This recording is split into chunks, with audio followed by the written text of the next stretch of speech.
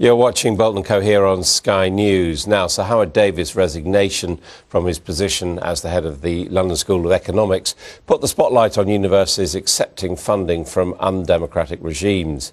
Cambridge is also facing criticism. It's taken £4 million from the Oman government and £8 million from the House of Saud. Well, joining me now are Jamie Scott, who's a student at Cambridge and who's involved in their new Clean Cash campaign, and Adrian Beeney, a former University Director of Development and a fundraising consultant. Welcome to you both. Tell me, first of all, what this new Clean Funding campaign is all about. Yeah, well, in the aftermath of the resignation of the director of the LSE, because of his relationship to the financial ties of that university with the Gaddafi regime, a campaign was set up that advocated that it shouldn't just be the LSE that reevaluates and scrutinises its financial relationships with undemocratic regimes, but in fact this is a problem that all universities in the country need to address. So where should universities get their funding from? Because inevitably they're going to get it from people who've got money, which is right. Rich Okay, people. but I don't accept that it's an either-or alternative. That either you accept it from undemocratic regimes, or you don't get the funding. Like, I think it's entirely feasible to argue that we need to have a responsible funding programme that is in line with the principles which underpin our universities, which is a belief in freedom of speech and freedom of discourse. And I think that, you know, even if it is the case that there would be less money in the system, which I don't accept, but if that is the case, you know, I still think it's better for these universities in the long term. Let's put reputation. I mean, how important is this money, which is now being questioned? I suppose we're talking about, in this particular case, all money from the Middle East, effectively. Yes, I mean, the general scheme of things, the donation to the LSE was not a large proportion of its turnover, but what these gifts enable organisations like universities to do is do the extra things. I think it's very easy to be wise with hindsight. Now I'm quite sure no university in the country would accept money from the Libyan regime. Of course it wouldn't. Most universities have ethics policies, though. Most universities have procedures for dealing with gifts like this when they're offered. And Howard Davies went to his governing body with his advice as to how this gift should be dealt with. So yeah.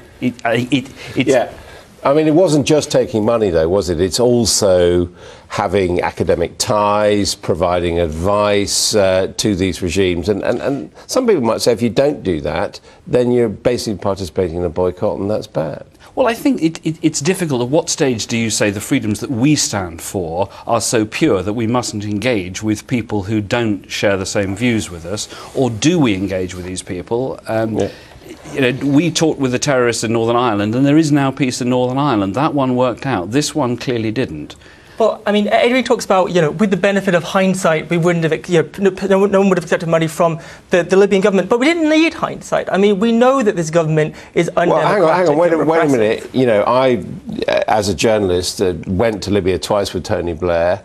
And the decision was taken that the West was going to re-engage with the Libyan government because the Libyan government had given something in exchange, given up its WMD programme, stopped backing terrorism. Now, are you saying that universities should have higher standards than national governments in terms of who they deal with? I'm saying that the principles on which they govern their business relations should be the same principles that dictate how they operate in their academic sphere, and that if they value freedom of discussion and freedom of debate and freedom of speech in their academic sphere, they have to maintain the integrity of those values in their business relations. Otherwise, they undermine their credibility and they wind up legitimating these regimes with association with prestigious institutions. Well, let's take a university with which I'm associated. I'm on the council of King's College London. They've come under some criticism because one of their departments was consulted by the Libyans on how to improve Libyan prisons. I mean, do you see anything wrong with that? I think the difficulty is if we say, who do we not talk to? because there are all sorts of ethical questions about all sorts of different sources of money, regimes, ways of operating in business and so on. If you say we're so pure that we won't engage with people whose views we disagree with, where do you draw the line? I mean, arguably we wouldn't be having this conversation now. It seems to me that the university absolutely must maintain its academic integrity. You don't have, for example, representatives of the funder as voting members of appointing panels. If you accept money for a professorship, you don't suddenly give a vote to the donor. The vote on who gets that professorship has to stay with the academy. You can build in protections, can't you? Yeah, well, I mean, incidentally, I mean, on the issue of, like, you know, having that influence on these groups, I mean, concerns have been raised about the Saudi donations to Cambridge, for example, and that their influence on the committee of that study centre that was set up, that there have been some concerns about whether the Saudis do have undue influence in that regard, and so, you know, I think we have to keep. But isn't it the case that anybody who endows a chair or an area of research at a university is doing that partly because they want a greater spotlight and a greater focus on that area of interest? But I think it's true that these people, or at least some of these regimes, are doing it potentially with a vested interest to promoting that regime's particular interest, and we do have to be very cautious about this. And you know, Adrian's kind of advocating a position and saying that actually it's fine for universities to accept this money. I mean, the bottom line is I don't think the LSE would now recognise that it's benefited them and their reputation to have accepted these funds from Libya. So I think that it's inappropriate and it's ineffective, and it damages the reputation of these universities to simply accept funds regardless of the ethical principles. I mean, that was the reason why Sir Davies resigned. He said he damaged the reputation. But I think we have to set this in context. Last year, British universities raised about £500 million from charitable supporters.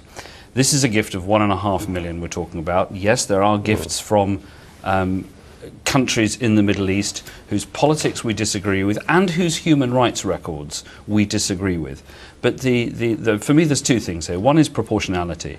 The overall picture about universities accepting private money in this country is a constructive and positive one.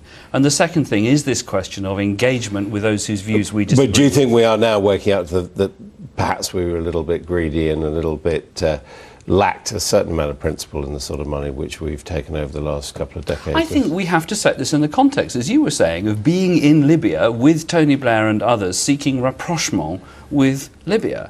The LSE is not a sort of right-wing organisation. That's not its reputation. I don't think it would have engaged with Libya and people within Libya if it didn't think that what it was going to achieve was a more civil society, a better world.